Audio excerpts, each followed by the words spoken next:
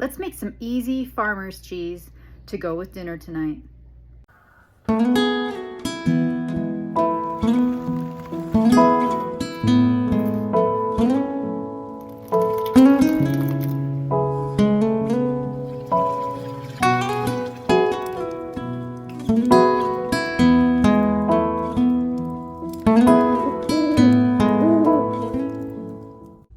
For this recipe for my farmer's cheese, I'm using half of this, but you can use the whole thing. I just need a little bit for dinner tonight. So tonight I'm making some spaghetti and garlic bread and a salad, and I'm just craving something cheesy, so I'm going to make some cheese to put on top of my bread. And for this recipe, it calls for a half a gallon of milk, and I'm just gonna kind of roughly judge how much is my half gallon. I don't really need a whole ton of the milk, but that's a lot even for what I'm gonna do. You're gonna pour your milk into a saucepan like this. And now we're just gonna heat it up. We could take a wooden spoon and just keep stirring it gently just so that it evenly heats. We don't wanna scald the milk. We just wanna get it good and hot, but don't scald it. All right, we're just about there, so I'm gonna take my thermometer and check, and we're looking for about 180 degrees. It says it's 182. I shut the heat off. I don't want it to get any hotter than this. You guys go away. Dogs are curious, I'm making stuff. So while it's this hot, I'm going to add a quarter of a cup of vinegar. It's really not hard to mess this recipe up. It's so simple. So just pour it right into the milk and gently distribute it in the milk. We don't want to give it a heavy stir because we're coagulating the milk. We just want to be kind to it. We want a good, soft, awesome cheese to spread on our bread. You know, incidentally, this is like the same recipe to make cottage cheese. Isn't that crazy? And you could take this cheese and you could easily make cream cheese out of it. Just cream up the cheese that you get out of this pot. It's so awesome. So you could see how it's lumped together like this, and we just want it to sit in there for a minute because this is gonna let it, you know, get a little bit hard and turn those curds a little, you know, help them coagulate together, not break apart. We don't want it that soft. I've let the cheese just sit in this nice hot bath of its own way. Oh, it's been about 5 minutes and I'm pretty satisfied. I can see it chunking together. So now I'm going to take just a simple colander. I'm gonna use this to catch the whey because I wanna save that whey. You can use that to make ferment your mayonnaise so that your mayonnaise, your homemade mayonnaise, will last long time and not go bad after 3 days. I hate that. I didn't know you could do that for the longest time with homemade mayo, that you could ferment it. And it was such a pain in the butt because all the trouble of making some gorgeous mayonnaise, and it only would last a few days in the fridge and you have all that mayonnaise, you know? So that stinks. Anyway, look at that. You can see why this is the same recipe for cottage cheese, right? Isn't that crazy? And if you were to let this cool, and listen, don't press out too much of the whey because we don't want too firm of a cheese. We want something soft. Today I want something soft. If you choose and you want a harder cheese, then go ahead and press out more of the liquid if you want to. And save that whey if you want. You can use it, like I said, to ferment things with. You can use it in the replacement of stock in some of your dishes. So I think this is gonna firm up really good together. And I'm gonna put and trade this. Let's get rid of this one. Put it over here. And I'm going to set this here because I want to add some salt. Okay, so this is how ridiculous this is. I've just got some salt. I'm going to put in about 1/2 of a teaspoon into my hand. And I'm gonna just sprinkle it on top of the cheese that's in the colander still. And I'm going to use a knife to just cut it up into the cheese. This is just the way I've done it for a really long time. It works just fine. You really can't go wrong. This is how simple this is. And once you try it, you'll see. You'll just be, it's so crazy that we run to the store for these things and we have everything to make it already at home. We don't need to go on that extra trip to the store.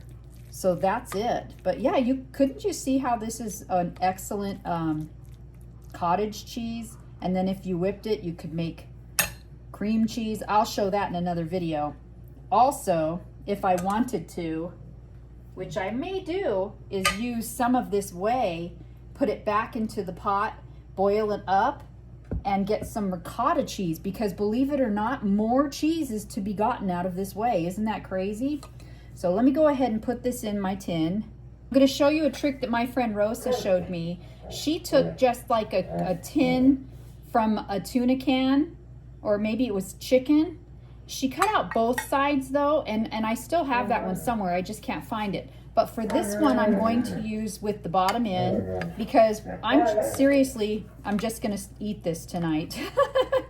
But I'm going to press the cheese into my little cup. It's still really hot. And sorry about my dogs. This is the time of day where they try to show each other who's boss. But I'm packing my cheese in here. Not too hard, but just enough where I want to have it into a shape, you know.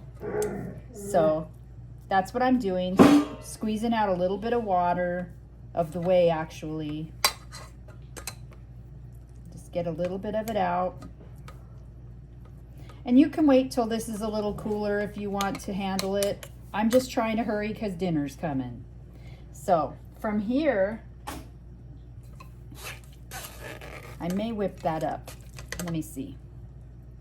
It was getting a little bit hot, so I needed to have something to hold it. And I'm draining some more whey. I want it still just a little firmer. That should be good.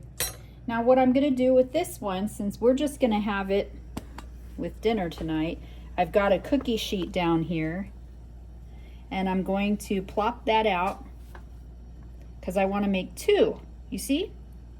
And that's going to firm up. So we'll go ahead and we'll do it again. Make another one. And this is going to spread really nicely onto my garlic toast. Oh, I can't wait. Yum. Sometimes you have a hard day and the only thing you really have to look forward to is something yummy for dinner. That's today.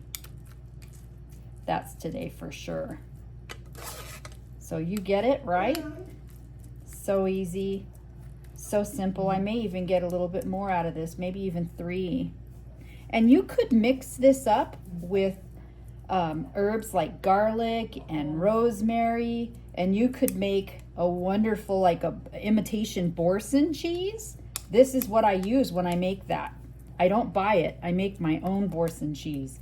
And this is the base of that recipe. So let's go ahead and plop that one out.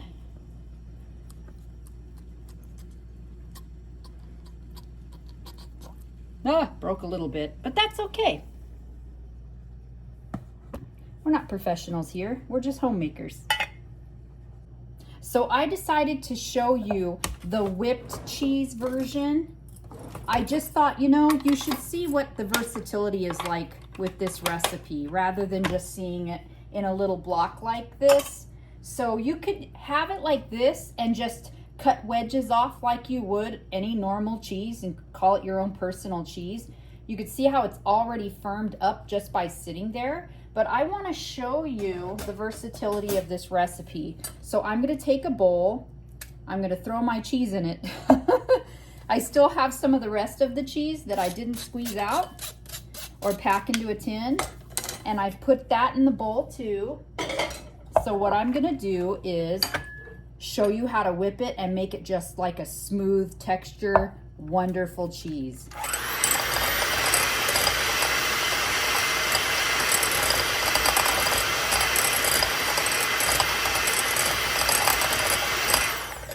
Okay, so far I've got a bunch of crumbles, and that's okay, especially if you're looking for some feta or some kind of thing like that for the week.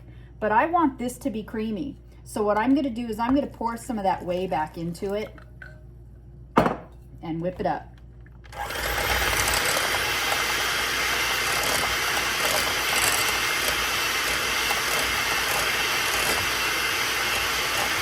I whipped it until it got to a desired consistency, and you could see it looks like a nice ricotta kind of texture.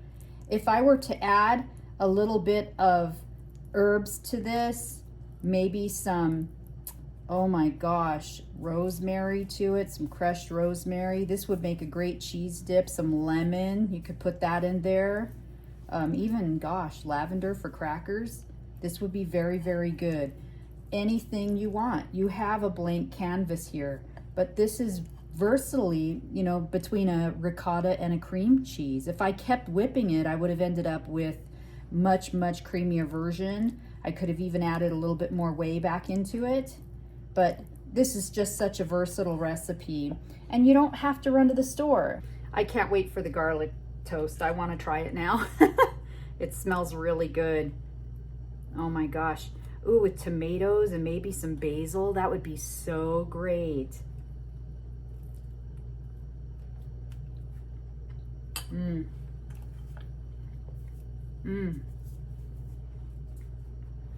It's just so cozy. It's just so cozy. So easy. Anyhow, I hope you guys liked today's video. Try making some cheese yourself. This needs wine. I'm gonna go open some wine. It's just so good. You want some, Cooper? Jump. It's so good. Max, you want cheese tacks? Cheese tacks. Cheese tacks. Come on. Oh, you just took it right out of my hands. There you go, Max. There you go. Watch out for brother. Don't be greedy. Don't be greedy.